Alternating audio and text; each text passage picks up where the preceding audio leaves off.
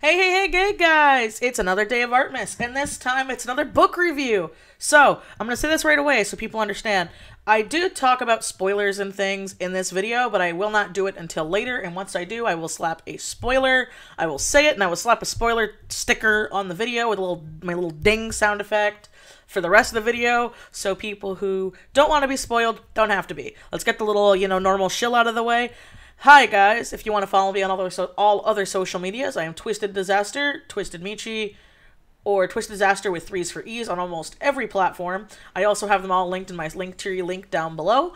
If you want to support the girl, like, comments, and subscribe is great. I also have a PayPal, I have a coffee, and I have an Amazon wishlist. People have asked, so it's there. I'm not going to say that in every video, but yeah, please remember to comment for the bot because it's helped actually a ton, like a lot. And I've been so grateful for you guys so much. And yeah, let's get into this review. So this is for the book WinterSong, and now I need to talk about this for a second. So this is, again, spoiler free. Don't worry, we're fine here.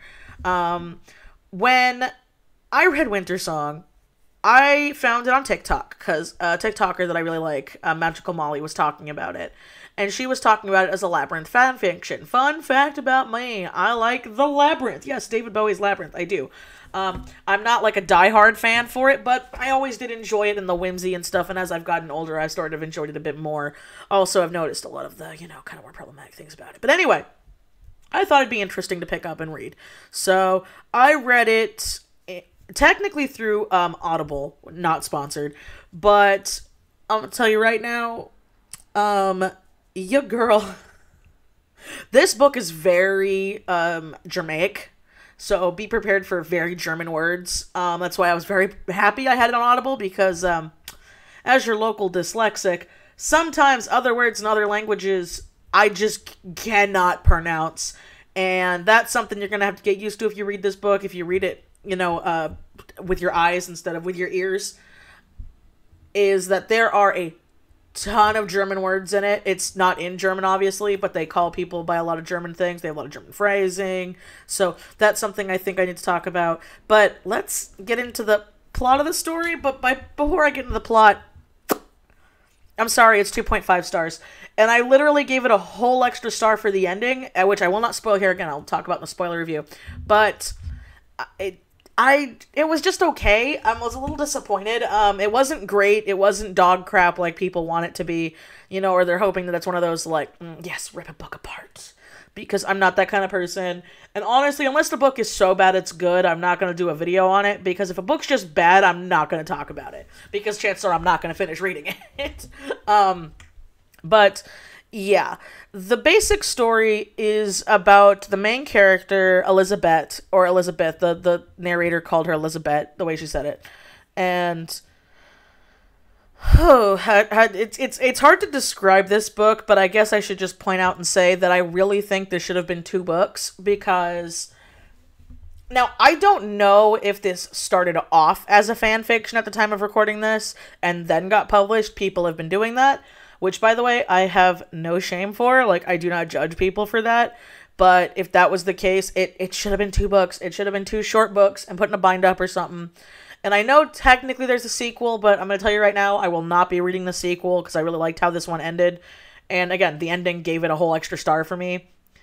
And so, because of that, Elizabeth is an innkeeper's daughter to an ex-musician, like a famous musician, who was her father and her mother. And something ends up happening where a promise she made when she was a kid backfires, and it ends up costing another family member's freedom, in a sense. I'm trying to think of, like, how to vaguely describe this, because I haven't read the synopsis/summary, because I tend to not like those. Half the time, I've noticed recently, they're just full of spoilers, or they just don't describe the book well. But anyway, so what ends up happening is she ends up, for the first part, having to deal with the Goblin King, and it's honestly great. I loved the whole first chunk of the book, which is why I think it should have been split up into 2 books. I'm going to keep talking about that, especially when I get into the spoiler section. But once the conflict in the middle of the book is done, then you're dealing with the aftermath of that. But and it's not just me. I've looked up reviews. It literally feels like, boom, the book is done. And it was to the point when me listening to it was like, wow, this is a really good book. I wonder if it's going to have a second part. And then I looked at my Audible and it's like, you still have like 7 hours remaining. And I was like, how? We had the beginning, the middle, and the end. How? So be prepared for that. So all I can say without spoiling the entire second part of the book is it has to kind of deal with the conclusions, but the entire second half of the book is what dropped the star rating down for me drastically, and literally, like I said, the ending saved it. So if you're interested in that, I know that might be a bit of a very vague summary, but I really don't know how to talk about this without talking about spoilers, so we will now be talking about these spoilers. Now let me get my paper ASMR here so I can have my my notes. So we're talking about spoilers now. So Lord, okay, the entire first part of the book is really interesting because you realize that when Elizabeth, or Liesel, as they call her, which is very jarring, there's a lot of real names of characters and the nicknames of characters, and the nicknames of characters don't sound anything like their names, so when they would bounce around between names, it was very confusing for me listening. I feel like that would have been a thing that would have been easier if you're reading it, but, oh boy, howdy. So, when Elizabeth was a kid, she meets the Goblin King with her brother and her sister, and they end up making a promise to marry the Goblin King someday.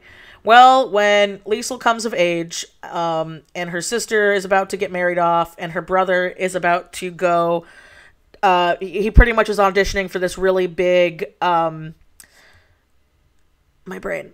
Come on, ADHD brain, stick back with me. He's auditioning to be a apprentice for a very famous musician, try to bring, like, hope back to the family name and honor back to the family name. And so they're, like, all worrying about this. And then all of a sudden, the Goblin King shows up. And the Goblin King's like, yo, Liesel, you promised you'd marry me as a kid. And Liesel's like, yo, who are you, sir? And he's like, you don't mess with the Fae, and I'm gonna kidnap your sister because I need a bride, or else, like, you know, it's gonna be winter for 1,000 fucking years, and winter just ain't gonna end. And she was like, wait, what? And then her sister gets kidnapped, and you end up going through these really, I'm telling you right now, one of the fairy games and mindset and puzzles that the Goblin King sets for Liesel in this whole first part of the book. Oh, it's great. French kiss. I loved it. I loved the dark imagery. I loved the darkness of it. I loved how she had to figure out the puzzles. I loved the family bonding, because it started off where, like, she was that, like, resentful older sister because she wasn't, like, she is very much that protagonist that's like, I'm not as beautiful as my younger sister, and I'm not as smart as my younger brother, and if only I was born as a boy, my life would have been so much easier because it's okay to be a boy and ugly when they're really not ugly. So be prepared for a lot of that. There's also a lot of, in my opinion, overly flowery dialogue, which I will talk about in a minute. But so you gotta get used to that. Liesel was not my favorite character at all, but I did like, in the first part of the book, I really did like her, her drive to save her sister. And the fact that you're listening to these grotesque descriptions of how her sister is pretty much withering away and dying in the fairy world, you know, in the labyrinth. And they don't call it the Underdark. Do they call it the Underground? I don't remember, but it's you know, it's the Feywilds and all that stuff. And I thought it was great. Thought it was beautiful. There's a lot of, like, really good imagery. The ballroom scene in the labyrinth, there's that in the book, but it's, you know, a lot more detailed, and it's, like, for a couple chapters. Loved that. But what ends up happening is they go through all the challenges. Liesel wins the challenges, but the Goblin King's like, haha, gotcha, bitch. I'm the Goblin King, and I need a bride, or else the entire world's gonna just die. Like, that's kind of how it's gotta be. And so her sister's, like, you know, crying and literally almost dead, and Liesel ends up taking the plunge for her sister. so her sister can live her life, and she'll be like dead to the everybody above, and she'll be the Goblin Queen. And when that part ended and we got to that conclusion, I was like, oh, such a good book. Good book. I was genuinely going to give it like 4 stars, because again, it's not perfect.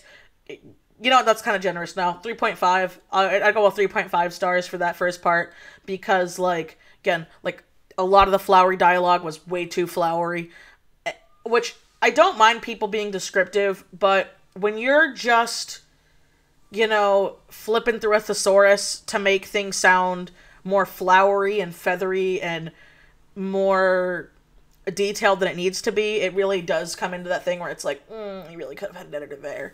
But I liked it. Thought it was great. Thought it was selfless. Thought it was a really sweet tale of, like, sisters and bonding and family and stuff like that. Then we get to the whole second part, and oh my god. Oh my god, the entire second part. Oh, I hated it. But I was here, and I was gonna finish this book because I needed to finish it. But literally, when I got to that entire second part, it was like such a drag to me, and I've looked up reviews, and I'm not alone here. Oh, Lord. But all of a sudden, the Goblin King goes from in this, like, dark and, like, malicious and methodical and, conniving character to his personality switching on a dime. There's one moment in the first chunk, when they're playing the game, where he has, like, a tiny moment of weakness. So you get, like, a little, like, drop. Like, a little drop that he's, like, a little different. No, in the entire second part, this man, oh, the Goblin King was making me mad.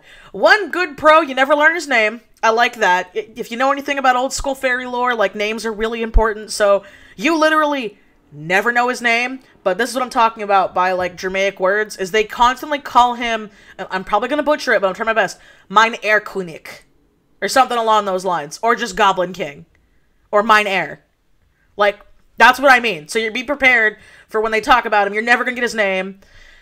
Also, austere young man is a word that I never want to read again, because that word is written in there so many times as a description for him, which, again, I understand you want to overemphasize something, but it's constant. But yeah, so when you go through that and you realize just how wishy-washy he is, there's so many points where, like, they're having fun, they're getting, they're like, Liesl Elizabeth is trying to get used to being the Goblin Queen. You learn that when she's the Goblin Queen, she can control the Goblin King and his people, and I'm like, ooh, this could be really interesting. She uses it, like, twice in a proper sense. Like, one is where she's hammered drunk on her wedding night, and they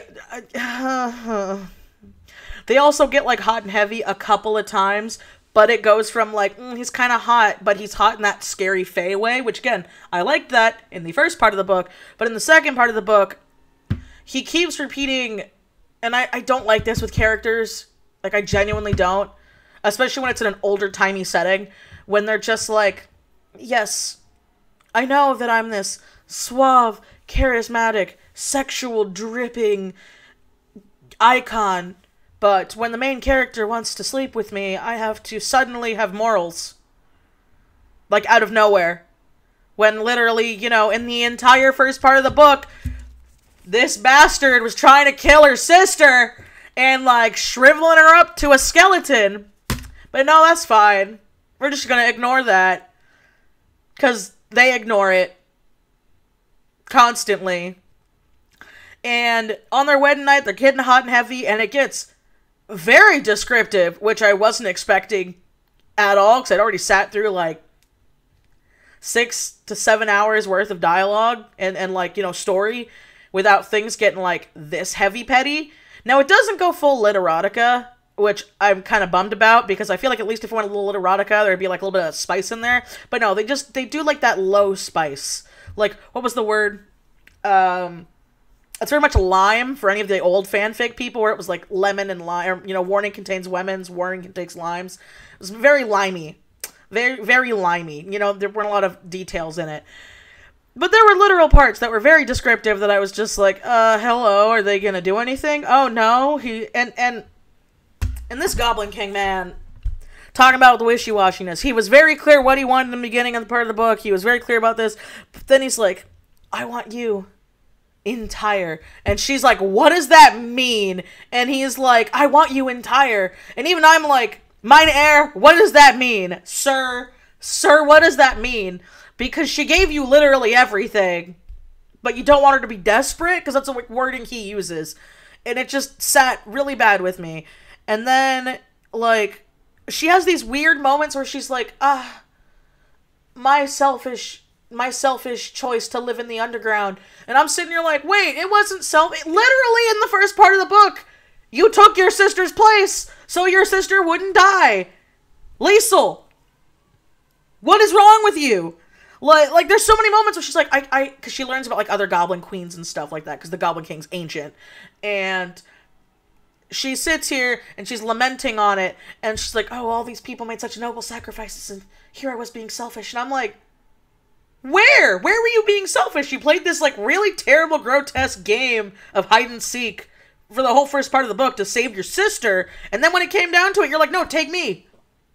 Being selfish would have been, yeah, keep my sister and turn her into a shriveled up skeleton. But she didn't. She let her sister live on. And, like, there's points where they're not even subtle about it. Where, like, they talk about, like, a queen who escaped and the Goblin King left with her. And they're like, what? And they're like, there always was a Goblin King. And there always has to be a Goblin King. And all this BS. But then, like, you find out the Goblin King can't procreate, which, little nitpick. I did like that. Like, there's little like dashes, like little seasonings of really interesting things here and there throughout the whole second part. Like, her brother's gay. I liked that. But I'm sitting here like, man, you know, it's really ironic that you keep talking about how everyone loves your brother and, like, you know, you're very boring. But I'm sitting here like, no, I want to know about your little brother who discovered his sexuality and has an interracial homosexual relationship with musicians while on the road in Paris in, like, Victorian-y times. That genuinely sounds fascinating to me. Especially when, dun, at the end of the book, there's a plot twist that the brother's a changeling, which, like, I'm gonna go on that for a hot second. I know that's at the end, but, like, literally, so much of the second part is just, like, really stupid angst. And so many of their problems would have been solved if the Goblin King just, you know, had sex with his wife that he clearly wanted to have sex with and she clearly wanted to have sex with, and they're both legal, like, at that point. And so, like, it's one of those things where I'm like, oh my god, so many of your problems would be if you just banged, if you just boned and got it out of the way. But then, like, she realizes, like, some time has passed and her brother's gotten older, so I'm sitting here like, wait, so, like, does time work differently? Because now you're saying that your brother was, like, a kid, and now he's, like, an adult in a relationship, you know, and they gotta hide it because it's, you know, old-timey France, and it's interracial. And, you know, that, but then, like, they drop a bomb on you, where it's like, you know, oh yeah, changelings happen from a wish. And I'm like, what? Because I know a lot about Fae lore, by the way. And they're like, yeah, if you wish hard enough, you know, when a sibling, like, dies, they'll be switched out with a changeling. Which, that's new lore to me, unless that's, like, really Germanic, and I don't know about that. Or if it's the author's, like, this is how I write changelings kind of thing. But they have to go back to the underground when, like, they're no longer loved. But, you know, her brother is loved throughout, like, the entirety of the family and all this stuff. So he still gets to, you know, be a person and not know. And then when she finds this, she's like, I don't know what I'm supposed to do with this information. So he did die in that crib. So he's not my brother. I'm like, but you raised him! So the changeling's your brother! Because he was a baby when he died! So, like, why? And then, ooh, okay, this could have been something good to save the second half of the book. She's got these two little servants called Thistle and Twig, and they keep telling her, like, hey, don't trust the changelings down here, because the changelings aren't like normal, you know, goblins and fae and stuff. They're different, because they know what it was like to be on the outside world, you know, so don't trust them. They bite. They say this constantly. And so what does she do? She befriends a changeling, which, by the way, another move I want to bring up, because it has to do with the changelings. Earlier, when, you know, before she and the Goblin King finally did the nasty, Like, they're getting all hot and heavy, and, like, for him to be like, haha, I'm tough shit, I'm cocky, he, like, grabs a very specific way. They said a male changeling, which I'm like, I'm down with the Goblin King being bisexual. I'm down with that. Give me some representation here. But, you know, not in really terribly written characters. And so, he starts making out with this changeling in front of her, and then she's like, ooh, Goblin King, let's go. And he's like, no, I need you entire. I don't like you being desperate. I'm like, desperate? Honey, you just grabbed a random changeling and made out with him in front of her. You ain't desperate. Like, you're more desperate than her. Calm down. Calm down, mine air. So, then you end up, so back to the changeling thing. So she befriends this changeling, and she's, like, working on this song, because it's, you know, WinterSong, because she writes songs. Hugh. Creative and symbolism, and it would have been done so much better if it just stayed in the first part of the book. So then there's this changeling that tells her, like, oh yeah, I can bring you stuff from the outside because your sister and your brothers still remember you, even though, like, the rest of your family doesn't, you know, and, like, they're starting to forget her, but they still kind of remember her.